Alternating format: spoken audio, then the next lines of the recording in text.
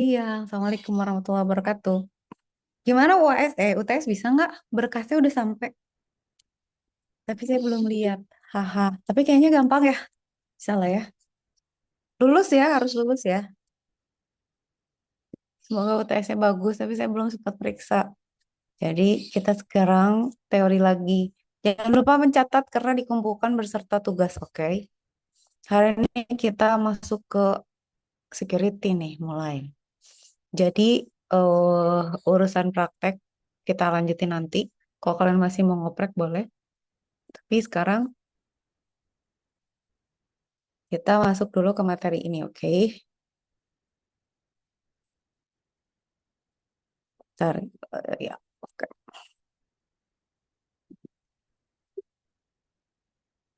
Jadi, ah, banyak ya. Jadi, sebenarnya kan, oke, biar nggak pusing ya, kalau ujian atau apapun, atau kalian lamaran kerja atau apapun, kalau ngomongin security, selalu ingatlah CIA aja, CIA sama, tambahannya, ini tambahan aja gitu ya. Jadi selalu confidentiality, integrity, integrity sama keaslian sebenarnya sama.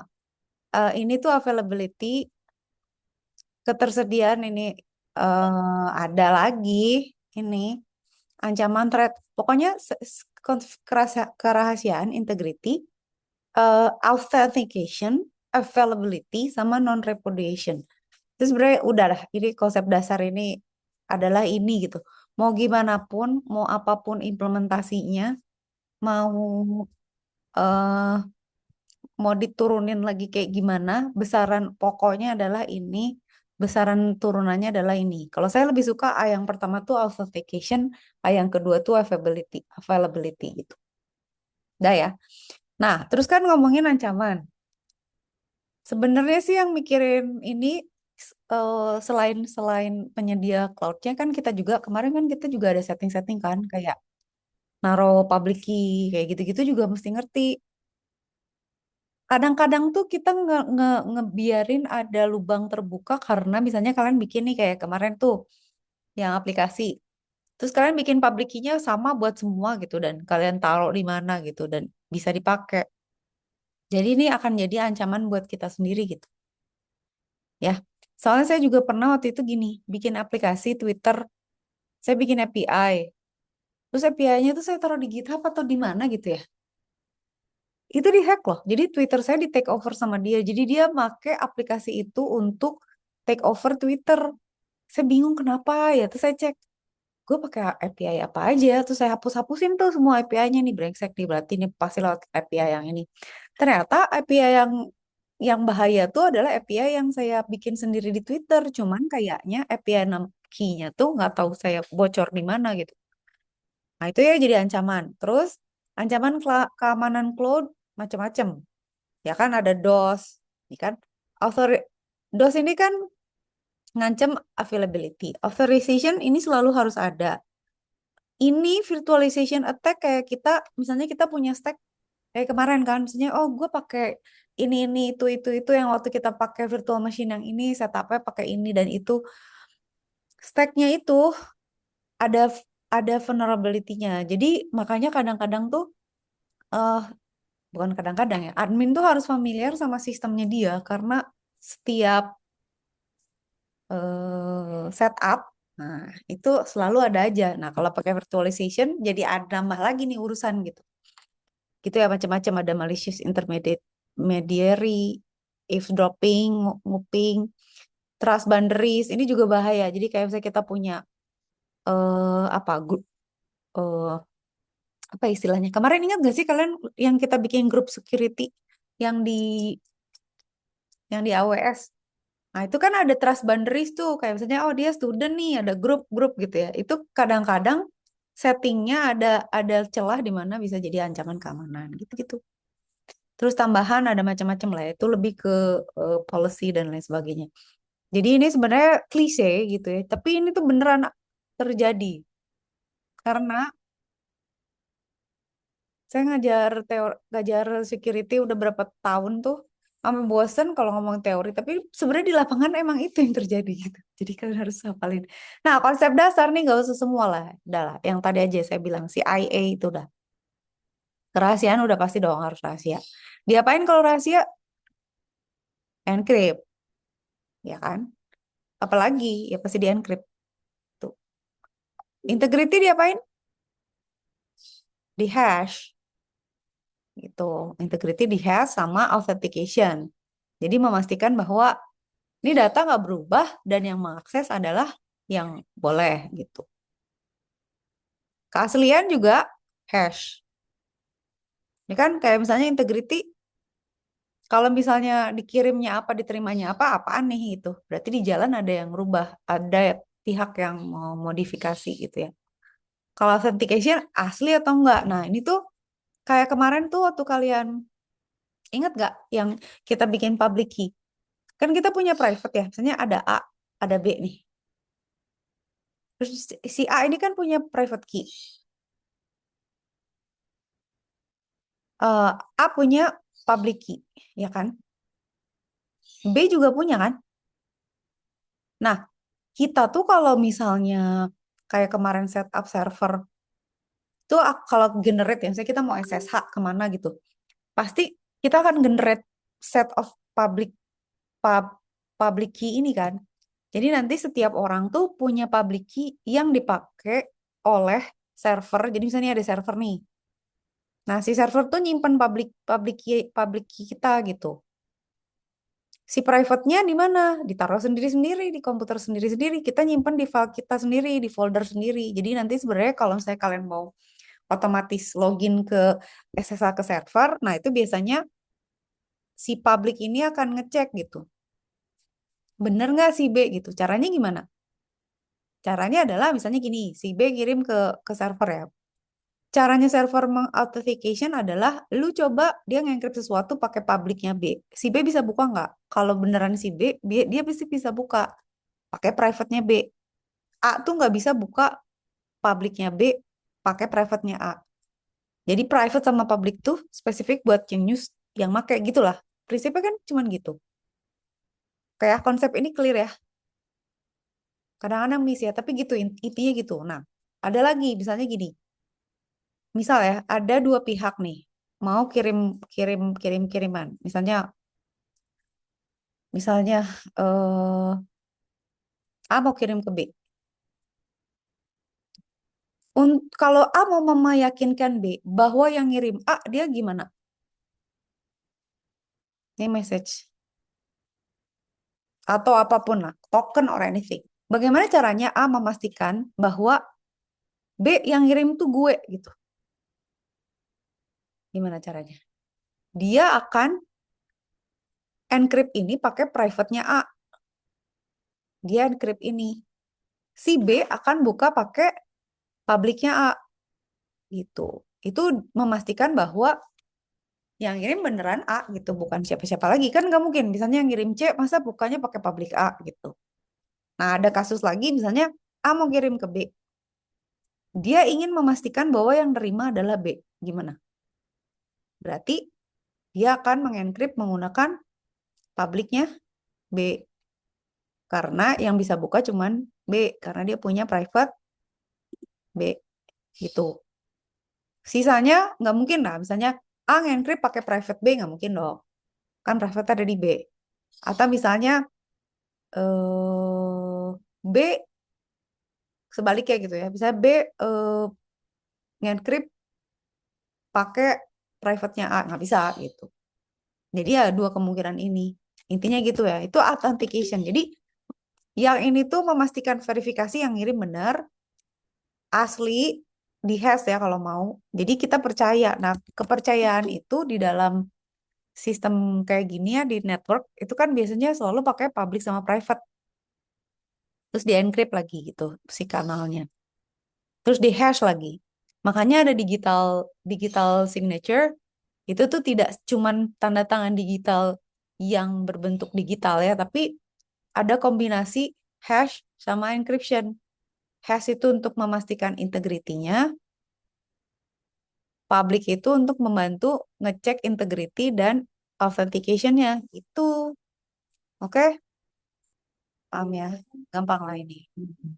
Nah, availability itu adalah PLN gitu. Sebenarnya, what one kind of kalau PLN sering mati tuh nggak secure tuh. Kayak PT KAI ini sekarang lagi nggak secure gitu karena dia nggak available.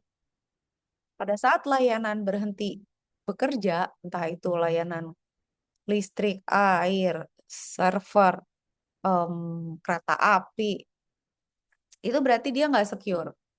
Karena apa? Karena sebenarnya kan idealnya tuh uptime-nya tuh kan harus 98 ya. Lebih besar dari 98% deh, 99% tuh uptime. Karena nggak bisa gitu. Kebayang nggak misalnya kita punya jaringan transaksi bank down, bursa saham down, eh, blockchain down, listrik mati, air mati gitu kan kacau gitu. Nah, itu tuh availability dan ini sering di-attack gitu. Cara cara cara misalnya kenapa selalu di-attack supaya nggak available itu adalah supaya attacker punya kesempatan untuk satu siap-siap, dua ngeriset sistem supaya dia bisa injek sesuatu setelah restart. Nah, dia udah naik tuh gitu. Itu sama dengan kayak misalnya ada mobil lewat terowongan atau apalah misalnya mati lampu gitu tiba-tiba atau ke mall deh kalian mati lampu di mall gitu. Itu pas balik pas nyala lagi pas udah hilang nah gitu kayak gitu. Ya, pokoknya available ketersediaan ini adalah target dari suatu attack juga. Makanya harus andal. Makanya kalau kita punya cloud system ya udah. Iya, kalau semuanya bagus tapi listriknya nggak stabil, kalau semuanya bagus tapi memorinya leak terus, nggak bisa gitu. Nah, yang bertanggung jawab provider sama admin, karena ada setting-setting juga yang bertanggung jawab. Iya, Zan dulu ya bentar ya. Taruh.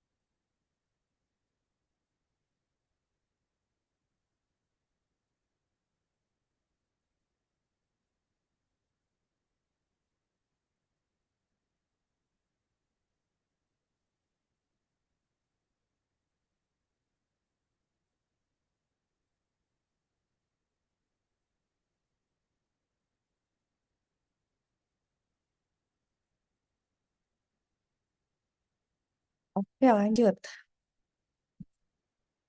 Sudah sampai available. Nah, ini ancaman nih. Harus rajin lihat CVI ya. Jadi sebenarnya kalau kita tahu Metasploit itu kan dia punya listnya ya. Sebenarnya kayak antivirus, dia punya list virus kan. Kalau Metasploit itu dia punya list untuk setiap apa ya, misalnya software atau apa gitu, versi berapa itu vulnerability-nya di mana.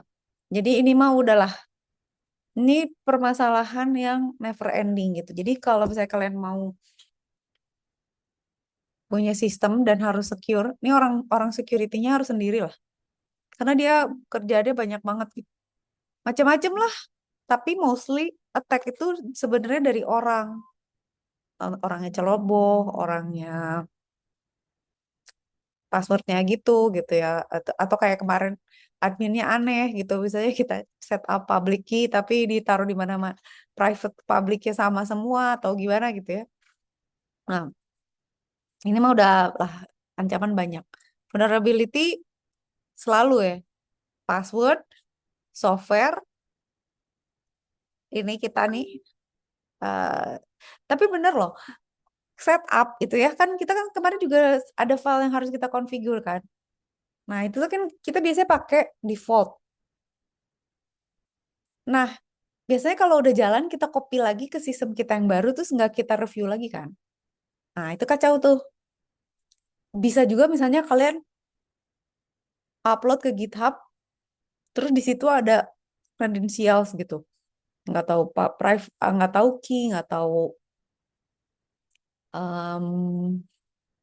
API key, nggak tahu nomor wallet gitu ya. Saya teman saya juga ada yang kayak gitu, vulnerability-nya dia bikin sendiri, dia bikin app buat transaksi Bitcoin. Nah, terus dengan gilanya tuh source code dia ada nomor walletnya dia. Dan di GitHub itu kan sebenarnya kan kelihatan ya, itu publik kan, dan katanya emang ada bots yang dia kerjanya nge-scrolling data coding-coding, dia ngambilin data konfigurasi lah, entah itu password WiFi, entah itu API key, entah itu nomor wallet gitu. Jadi vulnerability itu kadang-kadang kita sendiri sih yang bikin. Ya itulah, bodoh gitu. Terus misalnya kita males nih, saya itu contoh. Misalnya kalian setup nih ya, back end sama front end. Kan kemarin ada back end kan, ada database kan. Terus kan biar gampang, pokoknya jalan aja dulu. Terus kan kalian apa, grant all kan. Nah, grant all itu gara-gara nih, grant all. Siap, pada saat kita nge-grant all, terus kan biar, pokoknya asal jalan aja gitu ya. Pokoknya gue bisa login, pokoknya gue bisa akses tabel. Pokoknya gue bisa, nah si Grand All ini adalah exclusive privilege, di mana nanti semua semua user gitu jadinya bisa create table, drop table, create database, drop database, insert, terus ngerubah-rubah segala macam. Itu vulnerability itu gitu. Jadi sebenarnya makanya kayak kemarin kita praktek, mungkin kan sekali dua kali ya pokoknya asal jalan gitu ya. Tapi nanti kalau udah di real world, makanya bagus juga diulang-ulang tuh. Kalian harus sangat-sangat teliti sama setting-setting yang udah jalan gue pakai yang ini aja, enggak gitu, itu masih harus dirapiin lagi. Nah, ada yang namanya juga resiko ya, kalau di manajemen tuh ada yang namanya manajemen resiko. Nah, resiko ini itu juga kita ambil di setiap sistem teknik ya, apa ya, engineering gitu juga ada resiko. Kalau di bisnis tuh biasanya ngambil resiko yang paling kecil gitu ya. Nah, tapi kan problemnya kalau resiko itu kan kita harus bisa, apa coba yang jadi masalah resiko tuh apa sih? Kita nggak tahu ada resiko itu. Kayak kalian bikin kode, kalian nggak tahu misalnya ini bakalan ada runtime error nggak ya? Ini bakal ada syntax error nggak ya? Oke, syntax error mah ada errornya. Runtime error pas di running error for some cases. Kalau ada logical error tahu nggak? Nah, kadang-kadang di level banyak gitu ya, di di di software, di hardware kita nggak tahu resikonya gitu. Satu itu. Kedua, udah tahu resiko, kita nggak bisa identify semua resiko. Oke, kalau udah bisa, udah bisa Bu, saya tahu resikonya ada 10 misalnya. Kalian bisa calculate nggak? Kayak misalnya dari resiko 1 sampai 10, mana yang paling gua nggak akan ambil? Jadi kadang-kadang ada nih ya, si resiko ini ada kompromi kompromi yang jadinya bahaya. Misalnya gini, kebocoran data gara-gara apa misalnya? Oh gara-gara misal ya, misalnya nge-hire orang aja yang murah bikin website gitu. Nah, dia nggak ngerti lah cara akses database, pokoknya jadi gitu. Dia nggak punya latar belakang, resiko kan itu gitu. Atau misalnya sama halnya ya, yang murah aja deh sistemnya. Kita hosting pakai yang murah, yang eh, computation powernya murah juga. Nah, gangguan sistem tuh, karena dia nggak sanggup menangani beban beban yang banyak. Nah, kayak misalnya gini ya, kalian Igrasias nih di kampus. Itu adminnya harus mikirin gitu. Gue gimana nih, either gue bayar software Telkom yang mesti mikirnya Telyu. Bayar sistem yang lebih gede storage-nya atau speed-nya lebih cepet nggak gitu. Apa ya udahlah biarin aja lah gitu. Igrasias gitu aja asal mau ujian ngedown, asal lagi rame ngedown gitu kan ya. Itu macam-macam. Kan resikonya bisa jadi downtime-nya nambah atau datanya bocor atau bisa rusak gitu aset. Ya nggak tahu, bisa aja saya rusak dulu dalam artian nggak sempat nge-backup, sistemnya down, hilang datanya. Itu rusak aset juga kan. Dan misalnya gagal proyek dan lain sebagainya. Itu banyak banget yang harus dikalkulasi. Tapi resiko tuh prinsipnya gitu. You have to know there's some risk, and then you have to identify as much risk as possible.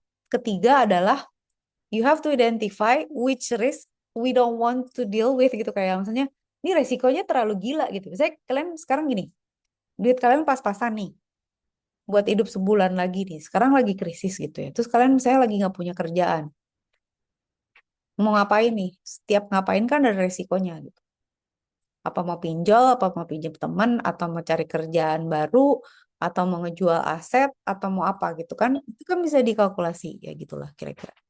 Tapi kalau yang, nah cara ngukurnya gini nih kalau di keamanan. Misalnya, ini kalau gue bayar murah jadi lebih vulnerable nggak? Atau kalau gue pakai software yang nggak free jadi lebih vulnerable nggak? Jadi biasanya tuh gitu. Sama sama security kan. Security tuh orang nggak mau ribet kan sebenarnya. Security, nih ya. Misalnya selalu gitu kan di engineering. Security, level security. Kita maunya level security naikkan. Gitu ya. Tapi istilahnya apa ya? Eh, convenience, kenyamanan, itu biasanya turun gitu. Biasanya turun. Kita kan maunya gini kan, convenience-nya tinggi, security-nya tinggi. Oh, tidak bisa gitu. Biasanya kalau security-nya makin tinggi, dia makin nggak convenience gitu. Makin rendah convenience-nya, apa kenyamanannya makin rendah gitu. Jadi selalu ada, ya sama deh kalau saya kalian misalnya, gue mah mm, nggak usah dikunci deh rumah gitu. Kan lebih gampang. Tapi kalau mau mau secure kan dikunci 3 kali, gemboknya 3 gitu atau gimana. Jadi biasanya malah eh, berbanding terbalik gitu ya. Sama dengan misalnya juga price gitu. Quality sama price. Nih ya, ini quality, ini price gitu. Nah, kalau gini dia bener gitu ya. Makin makin mahal biasanya quality makin tinggi. Tapi kalau security sama convenience itu dia makin secure, ini malah enggak gitu, malah kebalik gitu. Gitu ya.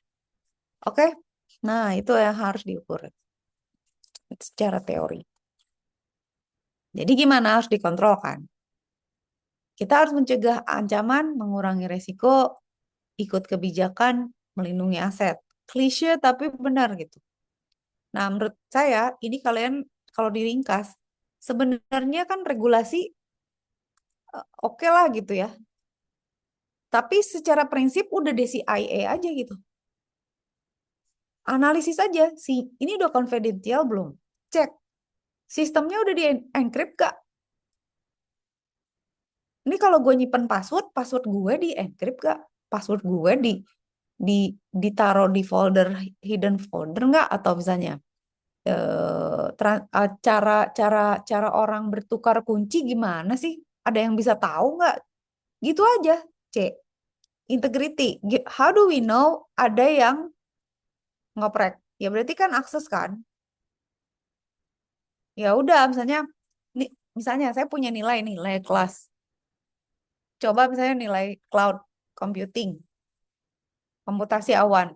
Terus tiba-tiba nilainya berubah. Hah, berarti kan siapa yang bisa akses ke file saya? Hmm. Itu nggak integrity dah. Berarti ada seseorang yang tidak integritas dan dia terkait sama authentication juga gitu. Udah dianalisis dari situ aja gitu. Jadi suatu sistem itu gimana caranya kita kendalikan supaya datanya rahasia, tidak berubah, cuman orang yang boleh akses yang bisa ngakses, tidak ada pihak yang bisa nggak ngaku, misalnya kayak, ayo kamu kemarin login ya? Hah kok tahu? Enggak gitu. Tapi ngomongnya kok tahu gitu, berarti kan dia login. Karena ada log file, kita ada settingnya, ada segala macam, si adminnya juga bagus gitu ya, dashboardnya lengkap. Ya nggak usah dashboard deh, apalah ya, log sistemnya bagus gitu ya, reportingnya bagus. Nah terus eh sistemnya harus available ya gitu. Tapi intinya CIA lah paling, udah itu paling, gimana targetnya cuman itu, nggak usah bla bla bla bla bla bla gitu ya. Nah, ada lagi masalah threat agent itu bisa dari internal maupun eksternal gitu. Jadi mumet lah. Nah, sebagai gambaran tuh kayak gini. Kita punya cloud service.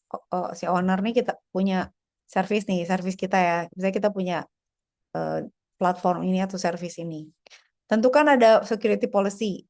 Hmm, Misalnya, orang harus login, harus ada verifikasi identitas, misalnya. Login misalnya harus 2FA dan sebagaimana. Dan seterusnya gitu. Nanti ada countermeasures-nya gitu, dilihat mekanismenya gimana.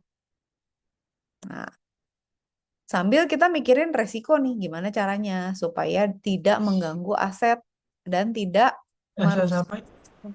Apa Jevon? Jevon udah kontak Pak Andrew belum? Yang susulan kontak Pak Andrew udah. Udah Bu, Yang udah. oke. Ya udah urus sendiri ya. Nanti saya ngobrol sama Pak Andrew urusan nilainya. Begitu oke? Ya udah. Nah, terus sambil kita meningkatkan apa keamanan, policy dan lain sebagainya nih, kalau ada threat, nah dia akan meningkatkan vulnerability sementara kita menurunkan vulnerability itu. Jadi cepet-cepetan. Hmm. Sebenarnya kita kalau misalnya, ya nggak tahu ya, kalau kalau misalnya kita mau, itu kan bisa bikin agent yang jagain sistem kita juga loh. Pakai apa? Tapi rada bahaya juga ya. Ya pakai open cloud misalnya. Kita setup dia jagain sistem kita. Nanti yang ngetek juga pakai AI juga. Nah itu tuh kalau kita nggak bisa AI kalah tuh. Jadi memang sekarang ya, pokoknya gini deh,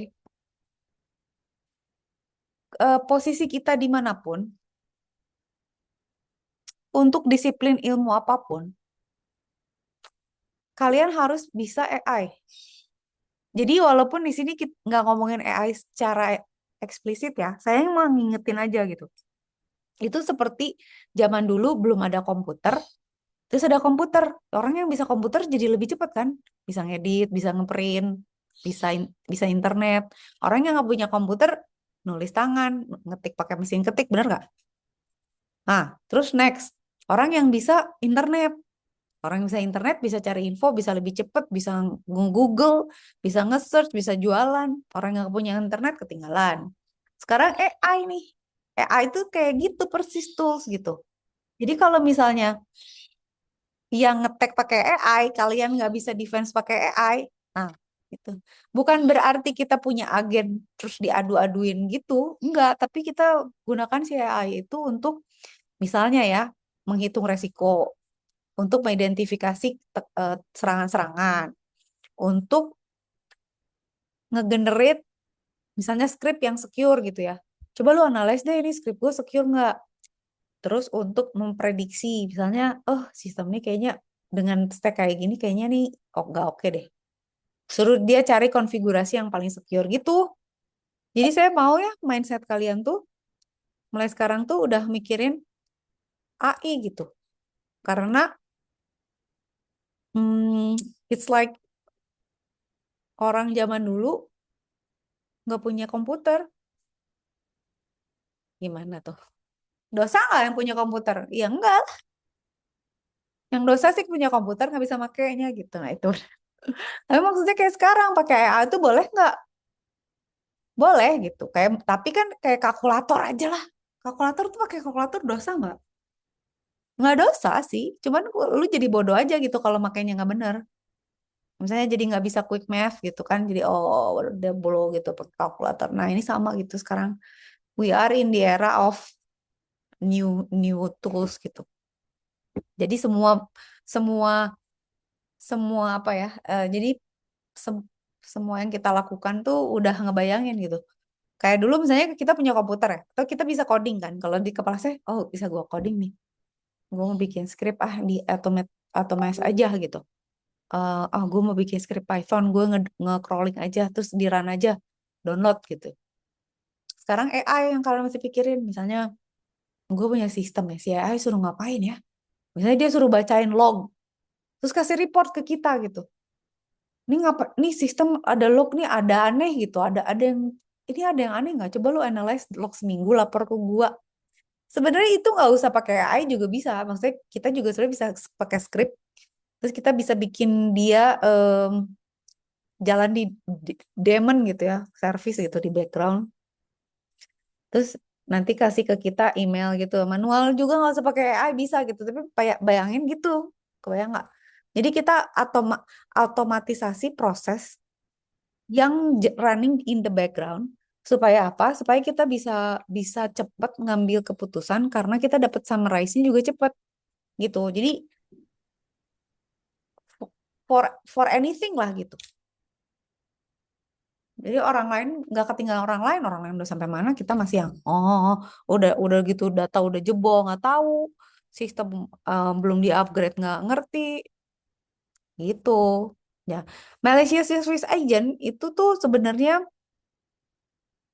agent nih kan ini sebenarnya seharusnya cerdas ya walaupun nggak harus pakai open cloud atau apalah install apa gitu nggak. Kita pakai script aja sebenarnya bisa. Cuman kita bisa berpikir bahwa gue mau bikin otomatisasi atau sistem cerdas tanda kutip untuk ngecek gitu.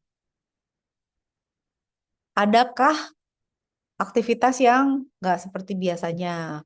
Adakah deadlock atau misalnya bottleneck gitu. Tapi yang jelas authentication itu adalah kunci dari segala-galanya gitu. Nah, kalau anonim itu konsumen yang ini kan dari dalam ya. eh Malicious Service Agent itu dia eh memang internal gitu ya. Dia punya agent yang mengganggu. Kayak gitulah pokoknya. Nah, kita bisa deteksi ya, nggak? Ada lagi yang dari anonim. Yang ini tuh sebenarnya yang ini lebih susah gitu ya. Jadi dia mengakses dan lain sebagainya. Tapi intinya kita bisa bikin musuhnya gitu. Ya udah lu hmm, makanya kita cek kan tadi ada aktivitas aneh nggak gitu. Misalnya traffic lebih padat, terus storage tiba-tiba penuh, terus file kok berubah, terus kok ada aktivitas aneh kayak orang buka-buka file atau oh kok ada ngakses-ngakses port gitu-gitu. Anonim juga gitu ya kurang lebih ya.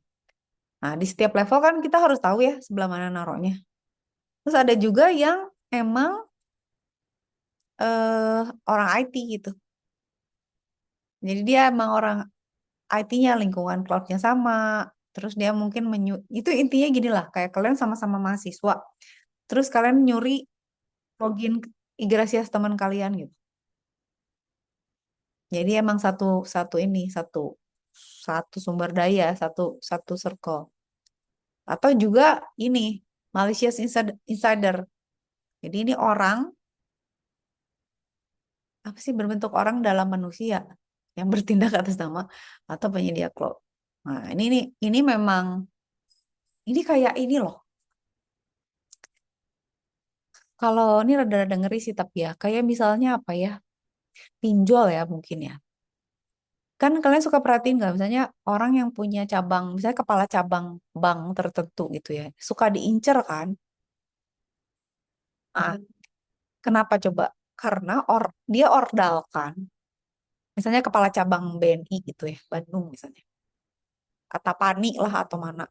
Nah, itu tuh diincer sama mafia pinjol supaya dia bisa terlibat minjemin duit terus nanti dibungain banyak itulah. Saya nggak ngerti persis ya secara perbankan tuh gimana cara mereka misalnya nggak tahu bikin produk banknya untuk pinjol kah atau oh kalau nggak salah gini. Jadi si Ordal ini dia bisa ini contoh beneran loh ya. Di bank misalnya saya kepala cabang, saya tuh bisa bikin rekening palsu. Makanya kan kemarin dihantam kan rekening yang tidur itu sama PPATK diblok. Ingat nggak kalian? Kalian pro atau kontra? Kalau saya eh bis bisa implementasinya bisa dihalusin lagi sebenarnya.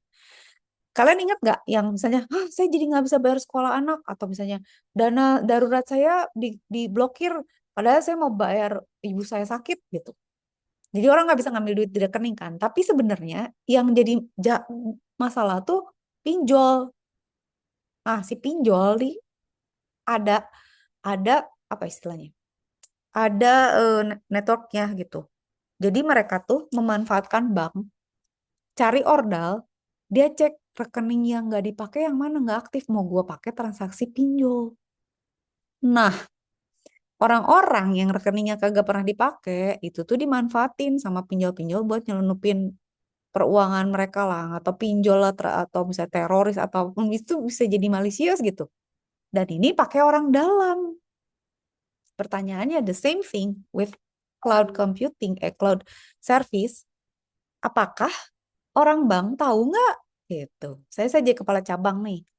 Saya tahu nggak ya kalau misalnya anak buah saya ada yang ngebocorin data-data nasabah, terus dia makein nasabah-nasabah yang rekeningnya tidur untuk transaksi misalnya terorisme kek atau pinjol kek atau pencucian uang kek, kebayang nggak? Makanya kemarin kan ada kan yang meninggal kepala cabang itu karena dia nggak mau kerja sama mafia-mafia itu. Misalnya Bapak kepala cabang ya, mau nggak Pak saya bayar 1 triliun, tapi rekening Bapak saya pakai ya untuk transaksi. Nggak mau dia, ya udah diculik dibunuh biar diganti. Nanti orang yang diganti yang mau kerja sama gitu, itu beneran gitu. Nah, kalau misalnya sistemnya emang korup, setidaknya secara technical itu kan kalau ada transaksi misalnya orang dalam nih, misalnya kok dia login ke anak buahnya sih atau bisa nggak sih kita gitu? Kalian bayangin aja, how do we detect gitu? Kayak misalnya rektor kita misalnya dia punya akses kemana aja gitu. Nah itu tuh makanya harus ada regulasi. Orang teknik kayak kita, misalnya kita jadi admin, itu ya sudah gitu. Misalnya, oh ya si bapak tuh dikasih password. Oh ya udah gua set ini aksesnya ini ini departemen ini cuma boleh akses ini, departemen ini cuma boleh akses ini, eh, koneksinya seperti ini. Kita ngikutin aja kan.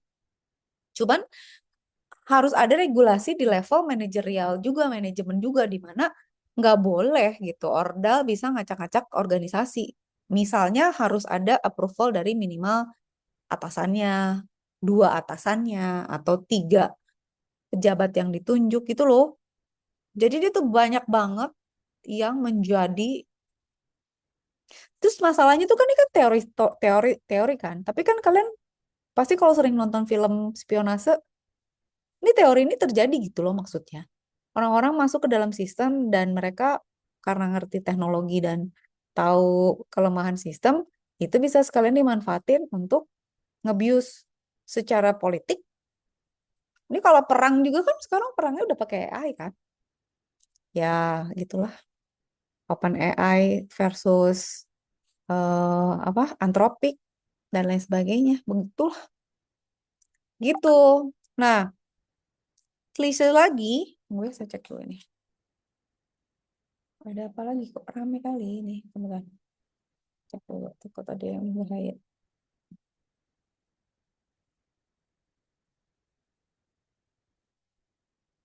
Astagfirullah.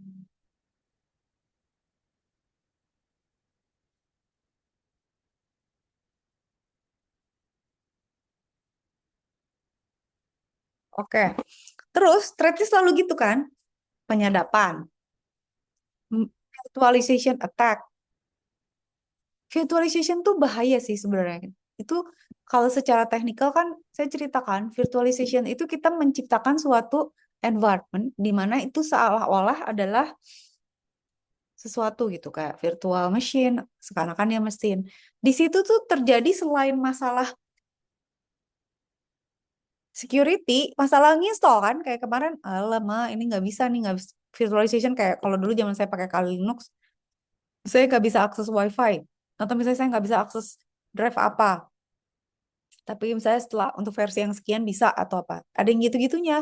Dan memang jadinya ada vulnerability-nya juga gitu.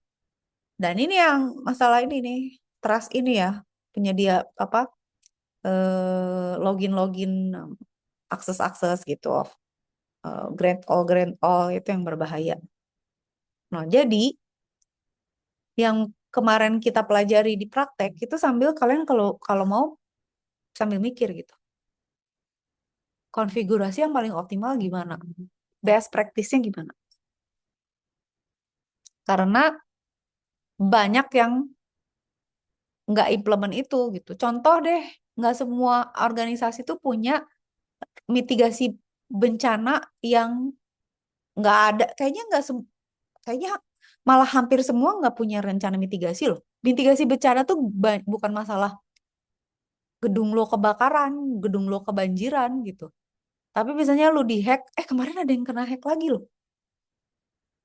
Aduh lupa ya namanya apa ya. Ya, tapi data lo dicuri juga itu adalah mit- ada bencana gitu. Mitigasinya gimana ya? Di encrypt atau di lo atur deh aksesnya, authorizationnya gimana.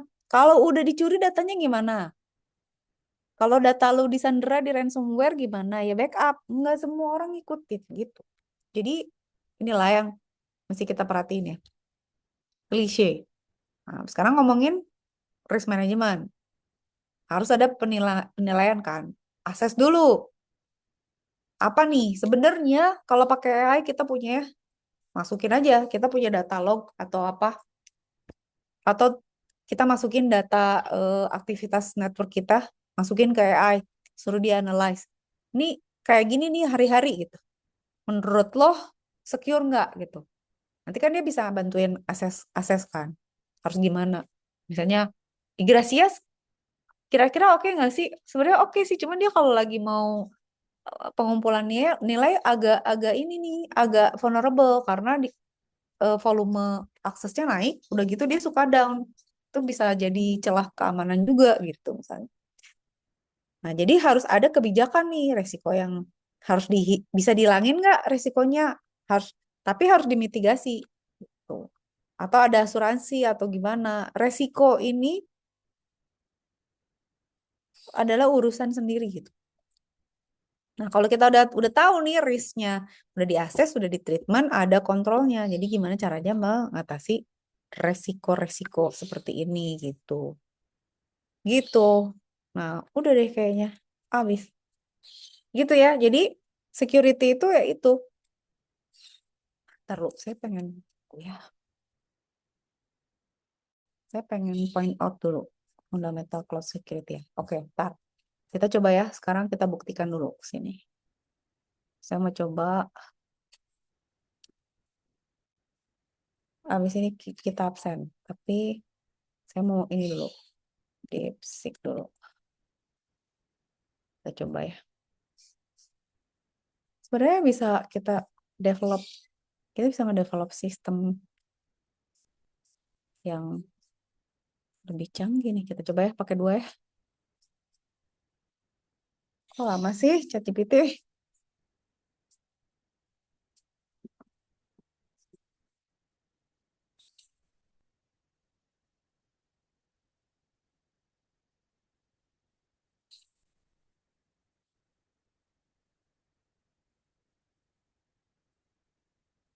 Em, Kemarin kita pakai apa aja sih? Tunggu ya, saya rekapin dulu ya.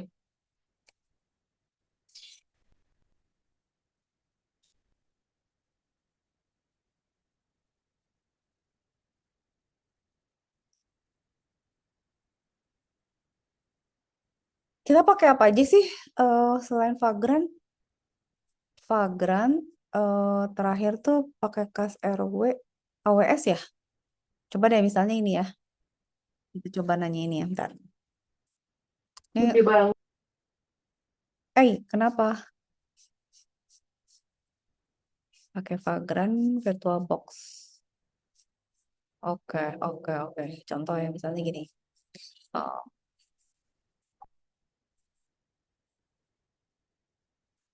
suggest me the best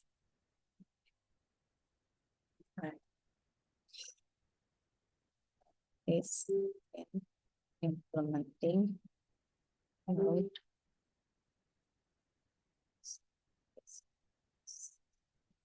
with local using PNN Vagrant or using cloud.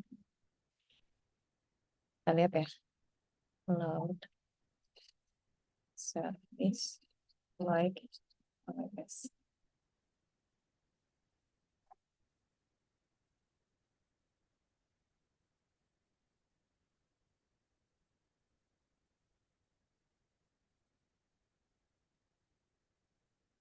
Kok ada yang miss ya? Kita coba.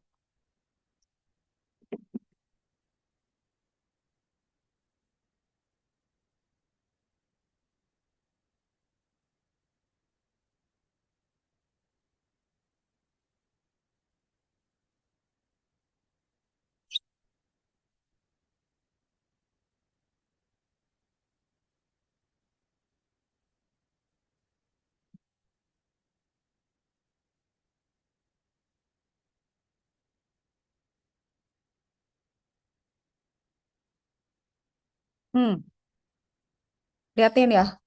Pokoknya core principles itu kan selalu gitu. Tapi ini tuh malesin. Jadi prinsip gini, di dalam security, grand all itu paling enggak gitu. Kayak misalnya, oh semua orang boleh masuk rumah gue. Itu gila. Tapi paling gampang. Kan gak usah mikir. Makanya pokoknya gue bisa akses, oke lah gitu. Tapi sebenarnya best practice adalah nggak boleh ada akses gitu. Cuma nanti jadi ribet. Jadi harus dibukain satu-satu. Jadi kayak misalnya, kan orang tuh paling gampang, yaudah lu gua kasih password admin aja lu oprek deh gitu. Itu paling jelek gitu. Harusnya semua dikasih minimum akses, terus kita bukain satu-satu. Selalu gitu. Terus layersnya juga harus dilihat gitu. Nah, hardening itu kan mesti dilihat ya kayak local secret gitu ya. Nah ini ya, ini saya point out yang penting-penting aja ya, yang sering terjadi gitu. Nih ya, update, app update harus. Karena biasanya yang baru tuh udah di patch kan. Dah. Terus, nih, disable password login. Harus pakai keys. Default access supportnya dirubah. Disable root login. Ini kayak gini-gini tuh penting. Terus ini harus direstrict. Jadi jangan boleh di-execute, nggak boleh di apa-apa gitu. Nggak boleh diedit segala macam, cuma bisa di-read aja misalnya. Oke. Use env files but never commit them. Add to git ignore. Terus harus git ignore. Git ignore itu yang membuat banyak vulnerability termasuk wallet dicuri karena pada saat upload ke GitHub semua yang bahaya-bahaya, file-file bahaya terupload dan semua orang lihat. Nah, kalau di AWS kan ada setting-setting tuh, nggak boleh account root, semua ada roles-nya, MFA everywhere. Terus yang kayak gini-gini nih, private subnet, subnetnya, security group yang kita belajar. Nah, itu kan harus di-set gitu. Nah, nanti sebenarnya kalau seru ya, misalnya kalau udah setup cloud itu misalnya harusnya ada kuliah juga yang ngegabungin sama security, terus ada yang ngetek, ada yang defense gitu. Data protection, encrypt semua database. Key-nya di-encrypt. Monitoring harus ada, web protection harus ada. Nah, nih ya, DevSecOps, this is where most people fail. Itu biasanya dependensi kayak gini, security itu harus kita lihat nih, si ICD security-nya, PIP, NPM, pokoknya si stack-nya itu harus kita lihat secara otomatis gitu. Sebenarnya kan pakai coding bisa ya, maksudnya then we have AI gitu kan. Coding itu AI itu sebenarnya coding yang lebih otomatis gitu. So we can bilang ke ke si codingnya pakai ngomong atau pakai AI, it's the same, it is coding juga gitu. Nah, itu kita pakai tuh buat ngecek, nge-report, nge-summarize. Jadi level-level application security ya kayak SQL injection. Nah, biasanya biasanya the most vulnerable tuh sebelah mana coba? Database kan? Sebenarnya bobol kayak gini-gini dari mana? Dari mana? Dari web app. Jadi misalnya kalian punya service cloud computing, terus punya web app kan buat login, buat ngapa-ngapain segala apa. Nah, kalau sistem kalian udah secure, web app-nya jelek, ya udahlah di SQL injection, bobol lah si database-nya sampai ke back-end. XSS dia apa nge-modify script-nya, dia masukin sesuatu, inject sesuatu di dalam formnya, cross-site scripting attack kan bisa gitu ya. Atau dia masukin JavaScript injection, belum authentication-nya misalnya bermasalah. Makanya pakainya harus HTTPS supaya dia pakainya secure channel begitu. Sebenarnya kalau secure channel tuh gimana sih kalau HTTPS? Dia pakai apa?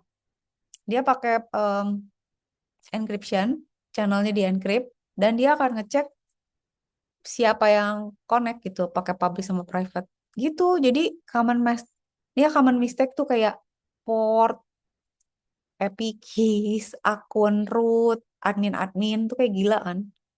Nggak ada login, nggak ada update, public buckets kita di public gitu. Nah, recommended stack ini ya yang kemarin kita pakai ini kan.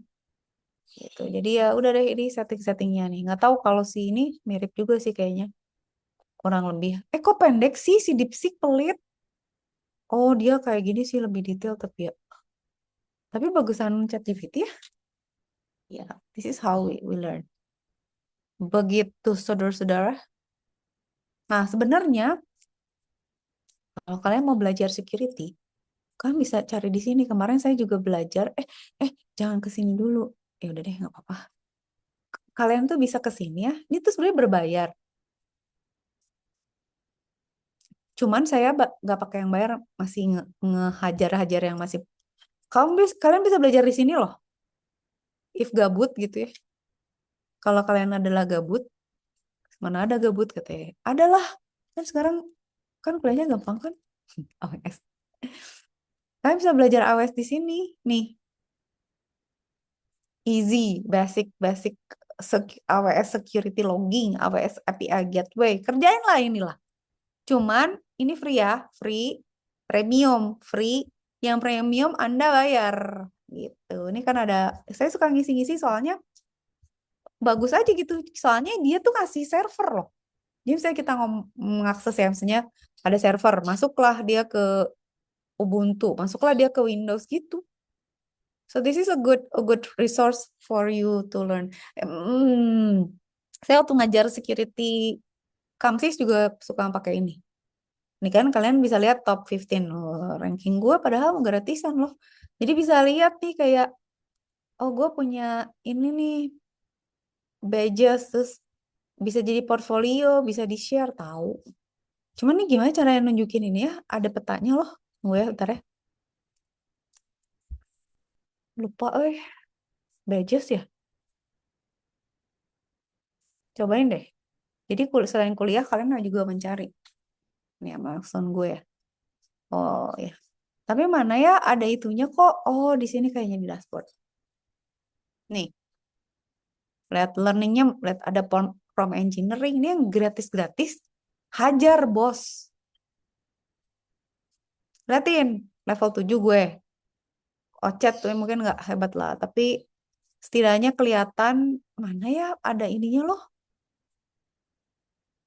Tunggu, tunggu. Saya mau ngeliatin strength-nya. Tunggu, tunggu ya. Strength-nya di mana ya? Nggak ya. Harusnya di sini dong. Strength-nya di mana ya? Harusnya kelihatan kok. Jadi saya ada beberapa kategori terus strength strength saya itu ada di sebelah mana gitu. Oh, ini kali ya. Certificate belum ada karena nggak bayar. Ah, skills matrix. Jadi kelihatan gitu. Oh, entry level segini. Security analysis belum masuk. Tapi jadi kelihatan gitu. Red teaming kuat nih, exploitation rada rada lemah, penetration testing lumayan, malware lumayan, ya gitu. Jadi kalian bisa lihat kayak gini juga, badges-nya bisa lihat, eh ini badges create rooms-nya bisa lihat, bisa buat ngamar kerja bilang aja gue punya track ini lihat. Ini kan kayak GitHub gitu ya, ada activity. Begitu, oke? Nah, absen dulu. Bosan lah teori mah. Kita tuh sekarang teori bisa cepet loh. Yang harus itu tuh praktek kan.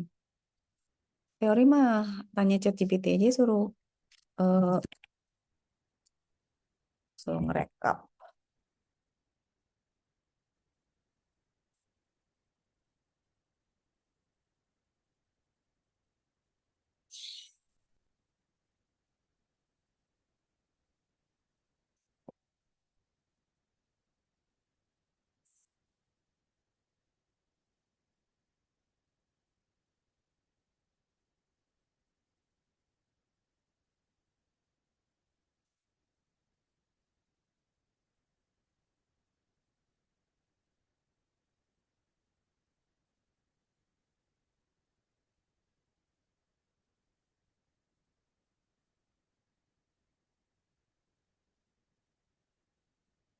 Mana?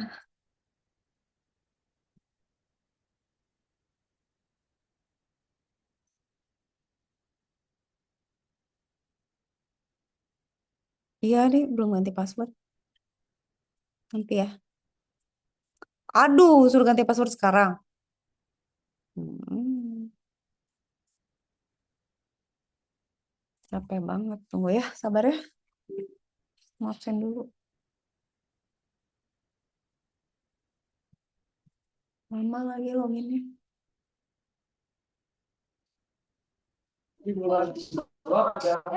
Soalnya aku udah mau mute dulu, oi.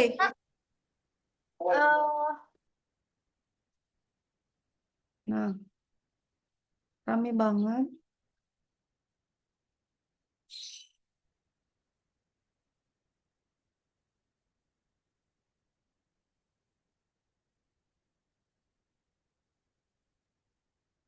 Ntar ya, bros.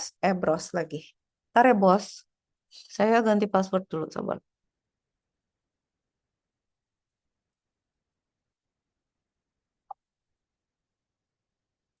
Aduh, kirim. Oh ya, bentar dulu ya.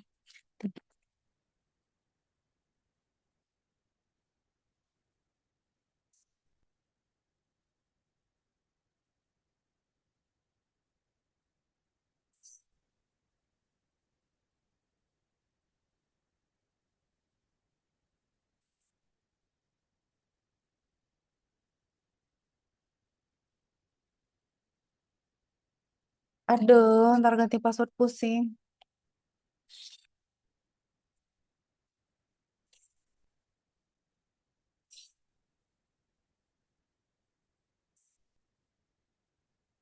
Apa nih? Belum memenuhi kriteria. Apa sih? Tunggu.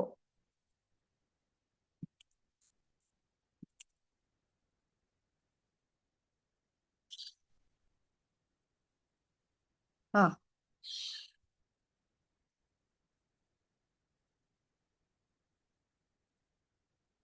Tunggu bentar ya.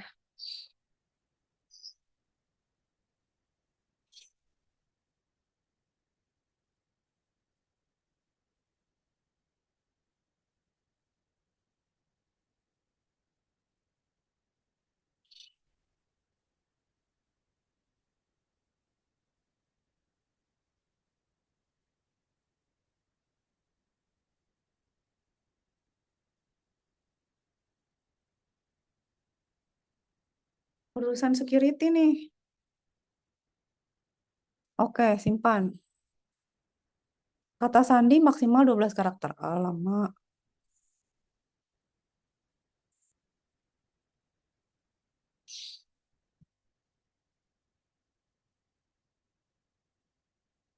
Gimana?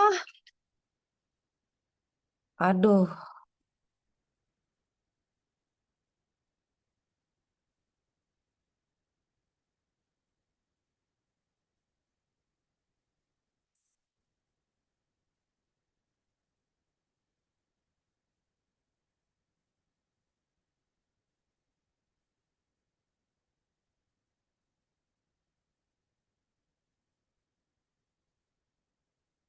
update. Login.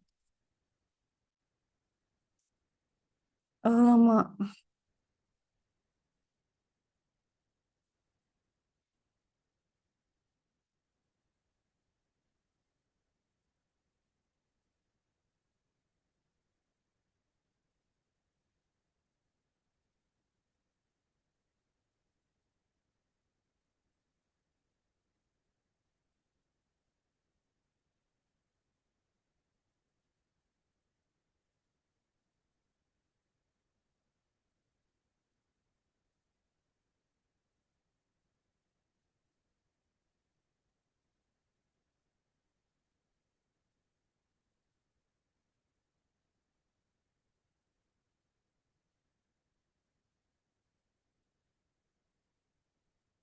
Lama tahu tapi secure tapi. Oke, sekarang Iglesias gimana?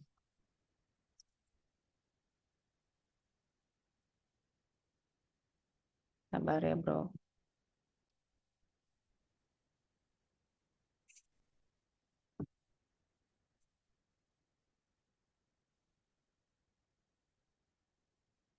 Oke.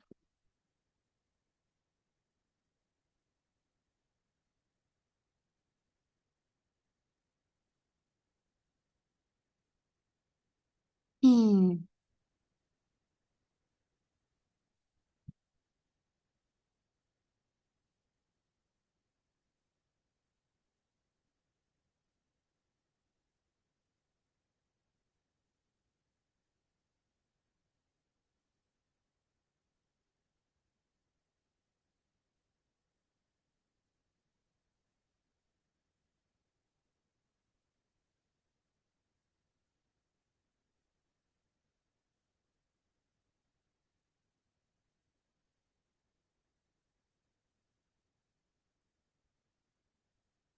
Oh, ini aja bentar ya.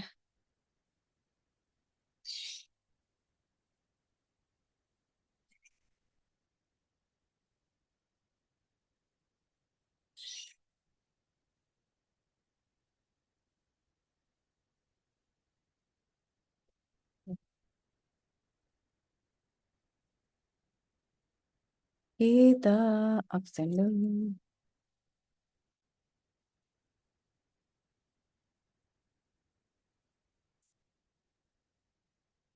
Kok cetak data deh? Kayak apa dong?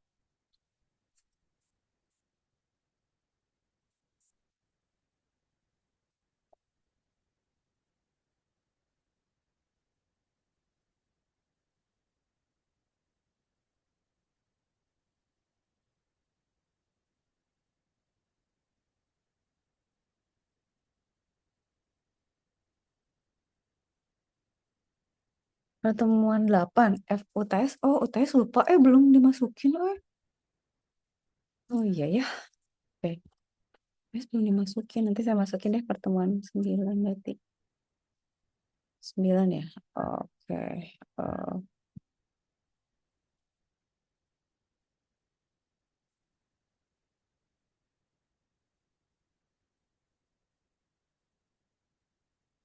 Oke, absen dulu. Aduh, Mak. Partisipan.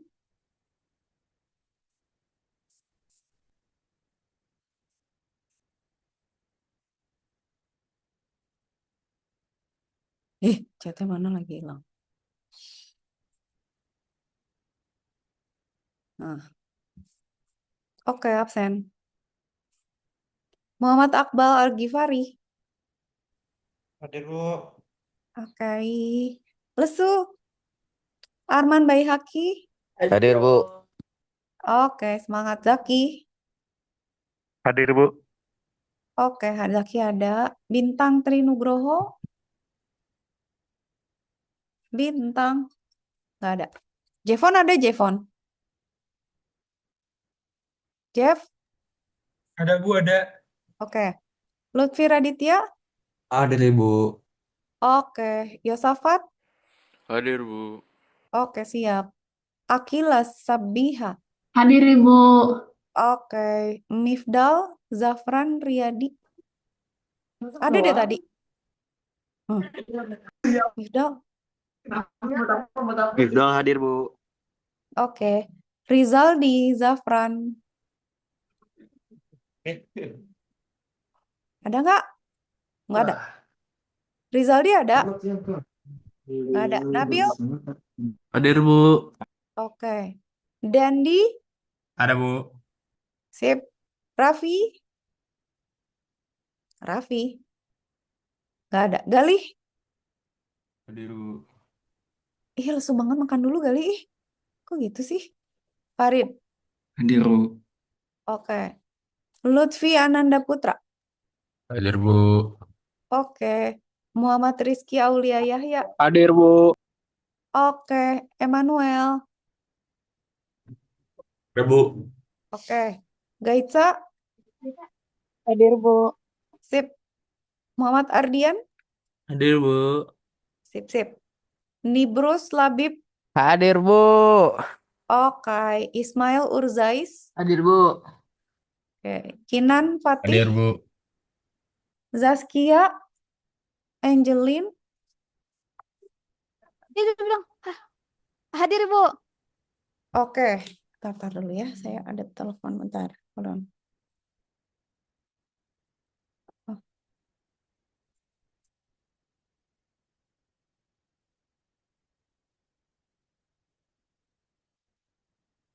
Wah, Hardika Kusuma Aji? Hadir, Bu. Lagi di toilet ya, Bu. Ih. Ya udah. Taufik Dista?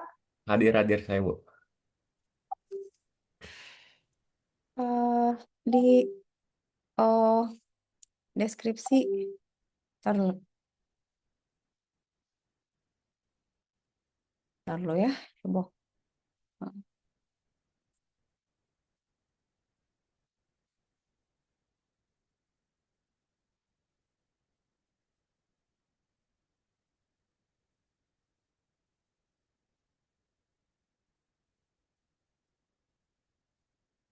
Tar dulu.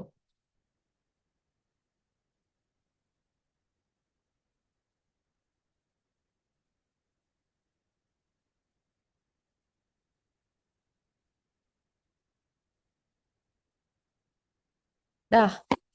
Taufik Dista? Hadir, Bu. Sip. Hadir. Oke. Adia? Hadir, Bu. Adi. Khaira Najwa Anissa. Hadir Bu.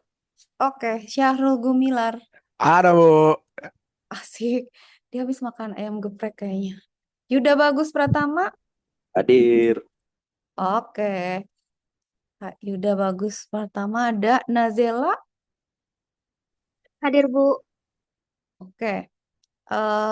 Nazela ada Ilham Faisal? Dia ada, Bu. Habis baterainya, Bu.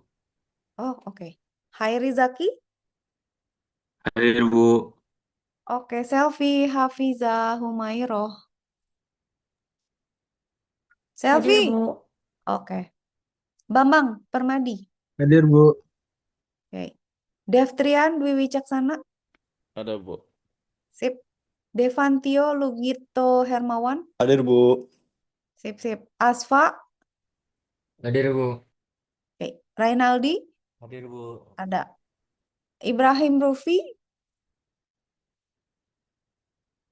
nggak ada. Oke. Fauzan Firmansyah, ada. Kita ada berapa? 34.